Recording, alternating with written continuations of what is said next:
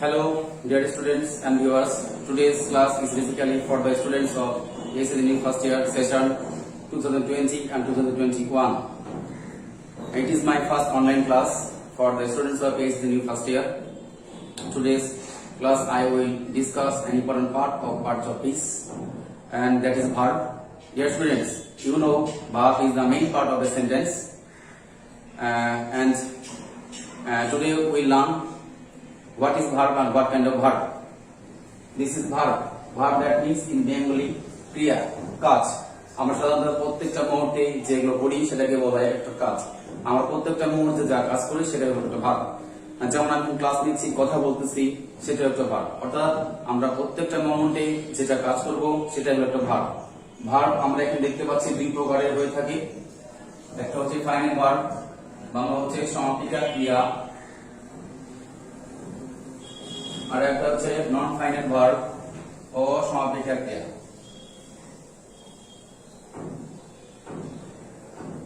তো আমরা আজকে ভার্ব নিয়ে ডিটেইলস কথা বলবো। ভার্ব আসলে কি জিনিস এবং ভার্ব কত প্রকার এবং ভার্ব কিভাবে আমরা চিনব। তো ভার্ব প্রথমে আমরা দেখলাম ভার্ব দুই প্রকার, একটা সমাপিকা ক্রিয়া ফাইনাল ভার্ব এবং নন ফাইনাল ভার্ব হচ্ছে অসমাপিকা ক্রিয়া।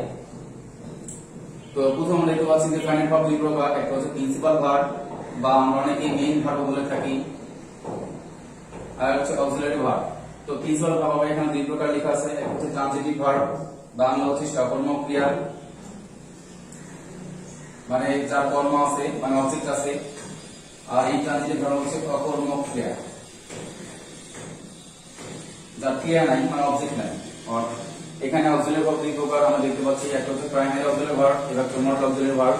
তো অক্সিলারি ভার্বগুলো কি কি এবং কিভাবে সেগুলো হয়ে থাকে সেটা আমরা আজকে দেখবো।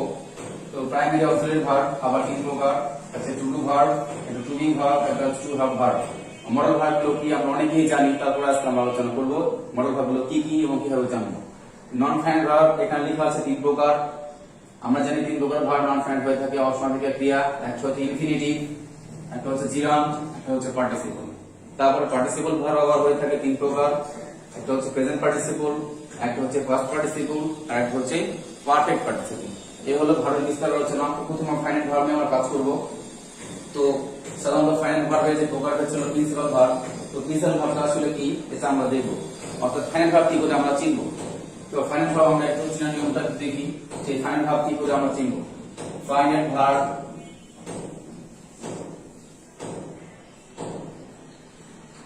চেনার উপায়, আমরা একটা ইংলিশ বাক্যে কিভাবে ফাইনাল ভার্ব চিনব আমরা একটু দেখি। নাম্বার 1, যখন আমরা দেখব সাবজেক্টে পরে ভার্ব 1 আছে মানে ভার্ব প্রেজেন্ট ফর্ম, এরপরে কিছু এক্সট্রা অংশ থাকে, এক্সটেনশন অংশ। তো যখন আমরা সাবজেক্টে পরে ভার্ব 1 দেখতে পাবো, সেই ভার্ব 1টা হচ্ছে ফাইনাল ভার্ব একটা বাক্যে। সাবজেক্টে পরে ভার্ব 1 পেলে এটা ফাইনাল ভার্ব হয়ে থাকে। যেমন উই মেক ফুডস চেইন, আমরা প্রতিদিন খাবার রান্না করি। উই এটা সাবজেক্ট, এরপরে ভার্ব প্রেজেন্ট ফর্ম আছে, that is final verb. Final verb চেনে হলো 4টি, তার মধ্যে নাম্বার 1 যে সাবজেক্টের পরে যখন ভার্ব আমরা দেখতে পাবো তখন অবশ্যই বুঝবো সেটা অবশ্যই ফাইনাল ভার্ব। নাম্বার 2, সাবজেক্টের পরে আমরা দেখতে পাবো ভার্ব টু, এরপরে কিছু এক্সটেনশন অংশ। অর্থাৎ যেমন আমরা দেখলাম যে সাবজেক্টের পরে ভার্ব 1 থাকলে ফাইনাল ভার্ব, ঠিক আমরা সাবজেক্টের পরে যদি কখনো ভার্ব টু দেখতে পাই তাহলে সেটাও একটা ফাইনাল ভার্ব। যেমন উই বট some tickets, আমরা কিছু টিকিট কিনলাম। to go to Dhaka, Dhaka যাওয়ার জন্য আমরা টিকিট কিনেছি। তো ডিয়ার লার্নার্স, ডিয়ার স্টুডেন্টস, দেখতে পাচ্ছ তোমরা যে সাবজেক্ট এখানে ওই আছে, এরপর লেখা আছে বট, তার মানে ভার্ব টু। অর্থাৎ সাবজেক্টের পরে যখন ভার্ব টু সরাসরি থাকে সেটা অবশ্যই ফাইনাল ভার্ব হয়ে থাকে। এরপরে আমরা দেখব নাম্বার 3, যে সাবজেক্টের পরে যদি কোনো অক্সিলারি ভার্ব থাকে, এরপরে ভার্বের সাথে আইএনজি যুক্ত এবং তারপরে কিছু এক্সটেনশন অংশ, তাহলে বুঝবো সেটা অবশ্যই ফাইনাল ভার্ব। অর্থাৎ যেমন আমরা দেখতে পারি she is making a কাঁথা, সে একটা কাঁথা তৈরি করতেছে।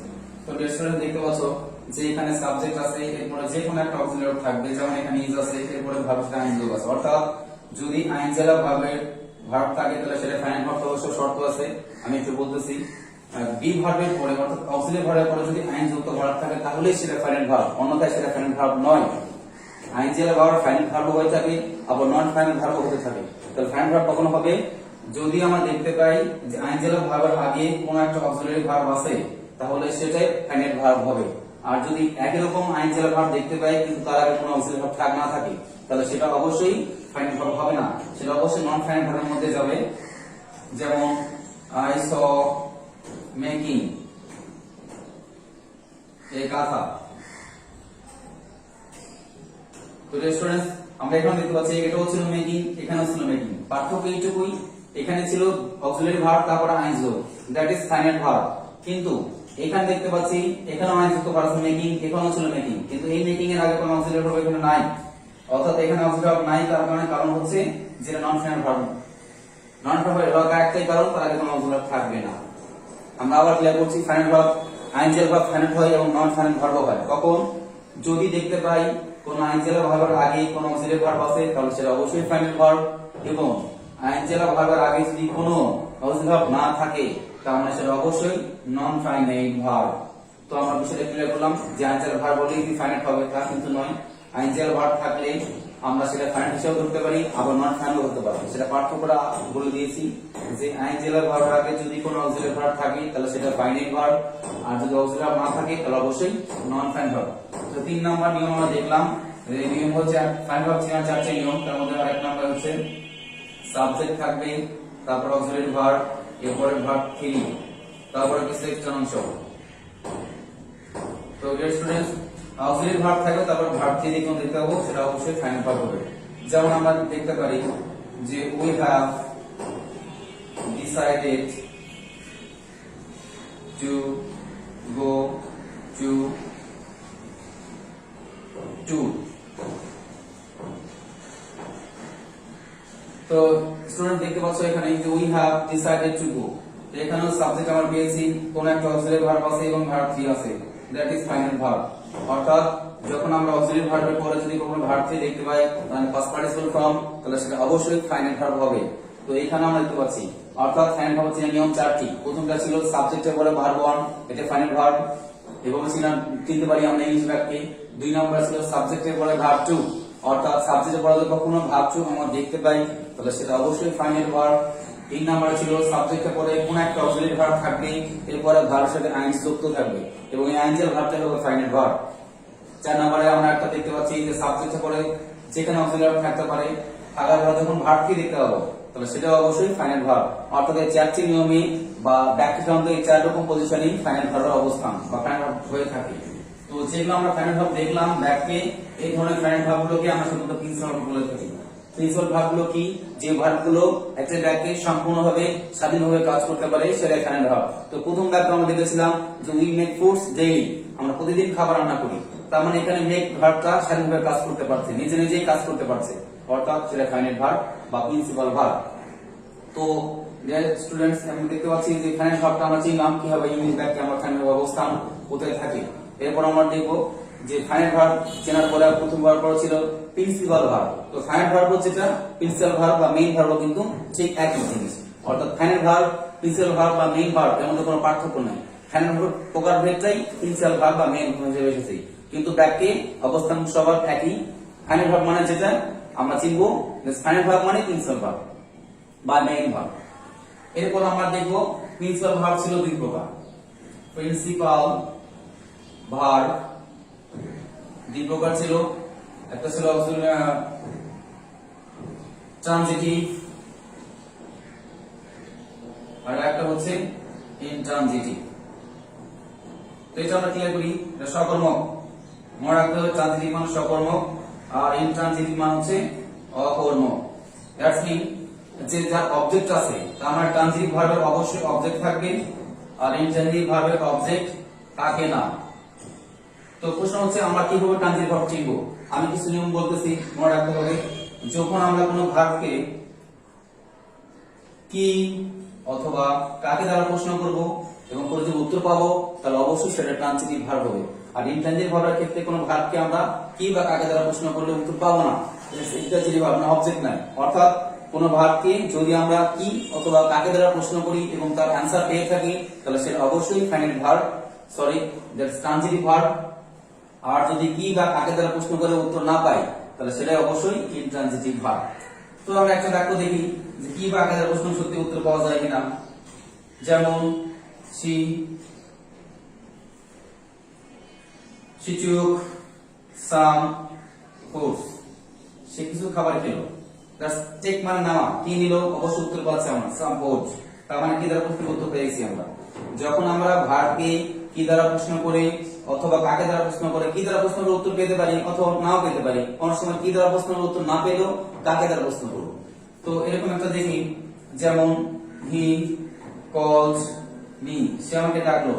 তো কলস এখানে কি দ্বারা প্রশ্ন করলে কিন্তু উত্তর পাওয়া যাবে না, কি ডাকলো কিন্তু উত্তর নাই।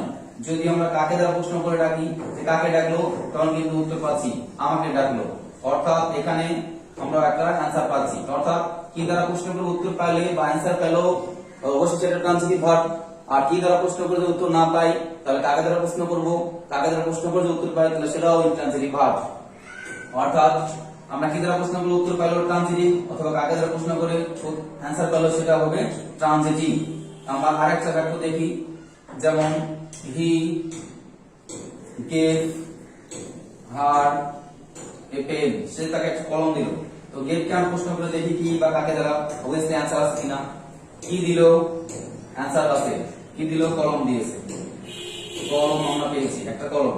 কাকে দিল, তাকে দিল, এখানেও অ্যানসার আছে। কি দ্বারা প্রশ্ন করে উত্তর পাচ্ছি এবং কাকে দ্বারা প্রশ্ন করে উত্তর পাচ্ছি। তার মানে আমরা সাধারণত কি দ্বারা প্রশ্ন করলে অবজেক্ট পাবো, তার মানে ট্রানজিটিভ ভার্ব, অথবা কাকে দ্বারা প্রশ্ন করলেও জ্ঞান পাবো সেটা হচ্ছে ট্রানজিটিভ ভার্ব। অর্থাৎ ট্রানজিটিভ ভার্ব সাধারণত চার প্রকার হয়ে থাকে, সেটা আমরা পরবর্তীতে আলোচনা করছি। তো ট্রানজিটিভ ভার্ব আমরা চেনার বুদ্ধি হচ্ছে কোন ভার্বকে কি অথবা কাকে দ্বারা প্রশ্ন করে যে উত্তর পাবো সেটা হচ্ছে ট্রানজিটিভ ভার্ব।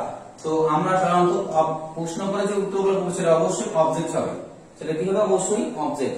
কি দ্বারা প্রশ্ন করলে অবজেক্ট, কাকে দ্বারা প্রশ্ন করলে অবজেক্ট। তো অবজেক্ট দুই প্রকার হয়ে থাকে, অবজেক্ট হয় দুই প্রকার, একটা হচ্ছে ডাইরেক্ট অবজেক্ট আর দুই নম্বরটা হচ্ছে ইনডাইরেক্ট অবজেক্ট। তো যখন আমরা ভার্বকে কি দ্বারা প্রশ্ন করব তাহলে সেটা হবে ডাইরেক্ট অবজেক্ট, এবং যদি আমরা কাকে দ্বারা প্রশ্ন করি সেটা অবশ্যই হবে ইনডাইরেক্ট অবজেক্ট। মনে রাখতে হবে ডাইরেক্ট অবজেক্ট সর্বদাই বস্তুবাচক হয় আর ইনডাইরেক্ট অবজেক্ট সর্বদাই ব্যক্তিবাচক হয়ে থাকে। বোঝার সহজ বুদ্ধি এটাই। যেমন কিছুক্ষণ আগে একটা বাক্য লিখেছিলাম যে he gave her a pen, সেখানে তোমরা লক্ষ্য করে দেখো যে কি দ্বারা প্রশ্ন করেছি এবং যে উত্তরটা পেয়েছে সেটা অবশ্যই বস্তুবাচক ছিল, তার মানে সেটা ডাইরেক্ট অবজেক্ট। এবং কাকে দ্বারা প্রশ্ন করে যে উত্তরটা পেয়েছিলাম সেটা অবশ্যই ইনডাইরেক্ট অবজেক্ট ছিল। যেমন সেখানে দিয়েছিল, কি দিয়েছিল, কলম দিয়েছিল, একটা কলম, তো কলমটা অবশ্যই বস্তুবাচক। তার মানে কি দ্বারা প্রশ্ন করে যে উত্তরটা আমরা পাবো সেটা হচ্ছে অবশ্যই ডাইরেক্ট অবজেক্ট এবং বস্তুবাচক। আর যখন আমরা কোনো ভার্বকে কাকে দ্বারা প্রশ্ন করে উত্তরটা পাবো সেটা অবশ্যই হবে ইনডাইরেক্ট অবজেক্ট এবং ব্যক্তিবাচক। তো আমরা সাধারণত চিনলাম যে ট্রানজিটিভ ভার্ব কি করে আমরা চিনবো। ট্রানজিটিভ ভার্ব চেনার নিয়ম একটাই, যে আমরা ভার্বকে কি দ্বারা অথবা কাকে দ্বারা প্রশ্ন করব, যে উত্তর যেটা পাবো সেটা হবে ট্রানজিটিভ ভার্ব। আর ইনট্রানজিটিভ ভার্ব হচ্ছে অকর্মক ক্রিয়া যার কোনো অবজেক্ট থাকে না। অর্থাৎ এখানে আমরা কি অথবা কাকে দ্বারা প্রশ্ন করে দেখবো, যদি উত্তর পাই তাহলে সেটা অবশ্যই ট্রানজিটিভ ভার্ব, আর যদি উত্তর না পাই তার মানে ইনট্রানজিটিভ ভার্ব। আমরা একটা দেখতে পারি এরকম verb, he goes to college daily, সে প্রতিদিন কলেজে যায়। তো গো মানে যাওয়া, তার মানে আমি এখানে বুঝতে পারতেছি কি আর কাকে দ্বারা প্রশ্ন করে দেখবো আমরা, কি যায় অথবা কাকে যায়। তো এই স্টুডেন্টস এখানে কিন্তু আমরা কোনো অ্যানসার খুঁজে পাবো না, কারণ কি যায় কোনো উত্তর এখানে নাই, কাকে যায় সেটাও নাই। তার মানে কি দ্বারা প্রশ্ন করবো এখানে কোনো অ্যানসার নাই এই সেন্টেন্সের মধ্যে, অথবা কাকে দ্বারা প্রশ্ন করবো কোনো অ্যানসার নাই। তার মানে এটা হচ্ছে অবশ্যই ইনট্রানজিটিভ ভার্ব। তার মানে এখানে কোথায় দ্বারা প্রশ্ন করে দেখো তাহলে কিন্তু অ্যানসার পাওয়া যাবে। কোথায় যায়, কলেজ যায়। তো কোথায় দ্বারা কোনো অবজেক্ট পাওয়া যায় না, কোথায় দ্বারা পাওয়া যায় অ্যাডভার্ব, পাওয়া যায় অ্যাডভার্ব, এবং সেটা বলা হয় অ্যাডভার্ব অফ প্লেস। তো আমরা অবভিয়াসলি এখানে শিখে গেলাম যে ট্রানজিটিভ ভার্ব ইনট্রানজিটিভ ভার্ব কি করে আমরা চিনবো। তো ট্রানজিটিভ ভার্ব চিনার মধ্যে আমরা কি কাকে দ্বারা ভার্বকে প্রশ্ন করব, করে উত্তর পাবো, সেটা অবশ্যই ট্রানজিটিভ। এবং যে ভার্বকে আমরা কি দ্বারা প্রশ্ন করে উত্তর পাবো না এবং কাকে দ্বারা প্রশ্ন করে উত্তর পাবো না বা অ্যান্সার পাবো না, সেটা অবশ্যই হবে ইনট্রানজিটিভ ভার্ব। তো এখানে আমরা ট্রানজিটিভ এবং ইনট্রানজিটিভ ভার্বটা আমরা ক্লিয়ার করে দেখলাম যে কি করে ইনট্রানজিটিভ পাবো এবং কি করে ট্রানজিটিভ পাবো এবং ইনট্রানজিটিভ পাবো। তো এরপরে ছিল অক্সিলারি ভার্ব। অক্সিলারি ভার্ব ছিল আমাদের প্রিন্সিপাল ভার্ব, পরে ছিল অক্সিলারি ভার্ব। তো অক্সিলারি ভার্ব তিন প্রকার ছিল, একটা ছিল প্রাইমারি আর একটা ছিল মডাল। তো প্রাইমারি ভার্ব আবার ছিল তিন প্রকার, টু, ডু, টু বি এবং টু হ্যাভ। তো অক্সিলারি ভার্ব সাধারণত দুই প্রকার হয়ে থাকে, প্রাইমারি এবং মডাল। প্রাইমারি ভার্বগুলো কোনগুলো, যেমন এগুলো হতে পারে am, is, are, was, were, এই পাঁচটা। তারপর হবে do, am, is, are, have, has এবং had। এরপরে হবে do, does এবং did। এই 11টা অক্সিলারি ভার্বকে সাধারণত প্রাইমারি অক্সিলারি ভার্ব বলা হয়ে থাকে। আর বাকি যে অক্সিলারি ভার্বগুলো আছে সেগুলোকে মডাল অক্সিলারি ভার্ব বলে। তো এগুলোর মধ্যে আমরা দেখতে পাচ্ছি যে টু ডু ভার্ব, তার মানে কি ডু, ডাজ এবং ডিড, এই তিনটি ভার্বকে বলা হয় to do verb. To do verb বলতে যেটা বোঝায় যে প্রথম যে পাঁচটা am, is, are, was, এই পাঁচটাকে বলা হয় টু বি ভার্ব। আর টু হ্যাভ ভার্ব বলতে যেটা বোঝায় যে হ্যাভ, হ্যাজ, হ্যাভ, হ্যাজ এবং হ্যাজ, এই তিনটি ভার্বকে বলা হয় টু হ্যাভ ভার্ব। তো স্পেশালি আমরা এখানে শিখলাম যে অক্সিলারি ভার্ব, যে প্রাইমারি অক্সিলারি ভার্ব ছিল, অক্সিলারি ভার্ব কয়টি? 11টি। am, is, are, was, were 5টি, have, has, had 3টি, তাহলে হলো 8টি এবং do, does, did এগুলো 3টি। মোট 11টি ভার্বকে বলা হয় প্রাইমারি অক্সিলারি ভার্ব। এবং প্রাইমারি অক্সিলারি তিন প্রকার ছিল, to do verb, to be verb এবং to have verb. To do verb হচ্ছে do, does, did, এই তিনটি ভার্বকে বলা হয় to do verb. To be verb বলতে যেটা বোঝায় am, is, are, was, were, এই পাঁচটা ভার্বকে বলা হয় অবশ্যই to be verb. To have verb বলতে বোঝায় have, has এবং had, এই তিনটিকে বলা হয় অবশ্যই primary auxiliary verb. Modal auxiliary ভার্বটা আমরা এক নজরে দেখে নিই।